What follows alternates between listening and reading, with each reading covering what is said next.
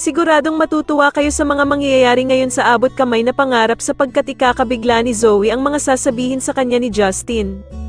Dito nga ay makakahanap ng katapat itong si Zoe dahil sa magkakasagutan sila ni Justin at dito nga ay may sasabihin si Justin sa kanya na sobrang ikakagulat niya. Samantala ay masayang sinabi na nga ni Annalyn sa ina niyang si Lynette ang good news na kasama nga daw siya sa napili ni Doc Carlos na pupunta ng Japan.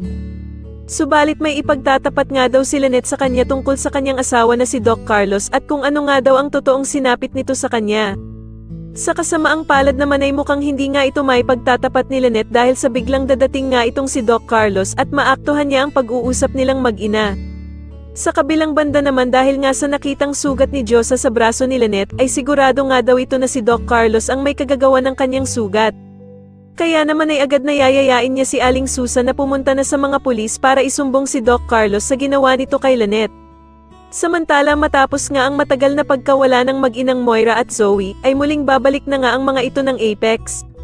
Dito nga ay saktong madadat na ni Moira si Giselle habang kinakausap nito ang investigador dahil sa meron na nga daw silang update tungkol sa sasakyan na ginamit sa kanilang amang si Lolo Pepe.